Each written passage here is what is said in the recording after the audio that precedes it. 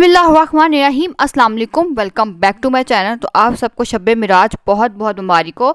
तो इस मुबारक दिन पे आज जो है मैं बहुत ही मज़ेदार सिंपल सी बहुत जल्दी बनने वाली मज़ेदार से मीठे की रेसिपी आपके साथ शेयर करने वाली हूँ, जो कि खीर है।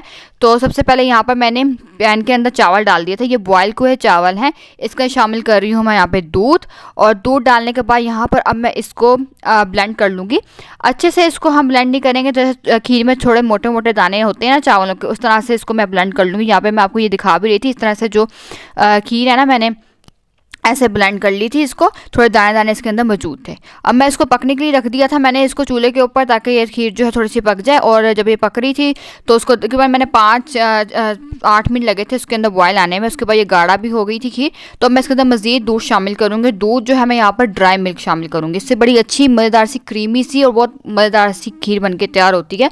तो मैंने यहाँ पर इसका ड्राई मिल्क शामिल किया था। उसके अंदर थोड़ा पानी डाला है, डायरेक्ट नहीं डालेंगे वरना इसके लम्स आ जाएंगे। तो थोड़े थोड़े से जो है ना, मैंने पानी डाल के अच्छे से मैं इसको मिक्स कर रही थी, ताकि जो है इसमें लम्स ना पड़े।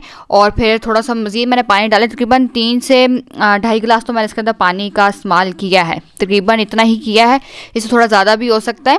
तो अच्छे से बस इसको मैंने मिक्स कर लिया था। मिक्स करने के बाद जो खीर पक रही थी यहाँ पर, उसके अंदर ये मैंने दूध को यहाँ पर शामिल कर दिया है।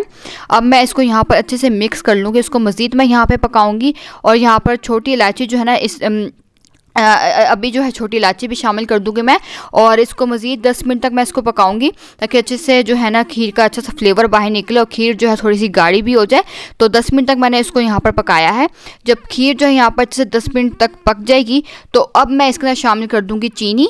और चीनी डालकर जो है ना, यहाँ पर मैंने इसको मुसलसल चम्मच चलाते रहना है आपने, ठीक है। थोड़े वक्त वक्त चम्मच चलाते रहें, ताकि वरना मीठा नीचे लगना लग जाता है ना चीनी जब डालते हैं। तो इसलिए मैंने यहाँ पर इसको चम्मच हम चलाते हुए मैंने यहाँ पर खीर को मज़ीद 10 मिनट तक पका लिया था।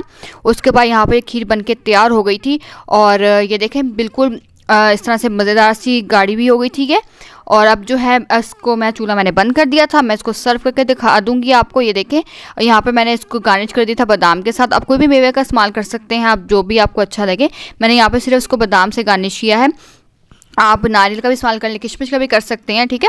तो बस ये यहाँ पर ये मज़ेदार सी खीर बनके तैयार होगी। आपको रेसिपी कैसी लगी आपने मुझे ज़रूर बताना है। आपको अच्छी लगती है तो मेरे वीडियो को ज़रूर लाइक कर देना है, अपने चैनल को सब्सक्राइब भी कर दें, साथ में बेल आइकन प्रेस कर दें, ताकि वीडियो के नोटिफिकेशन आपको मिल जाया करें।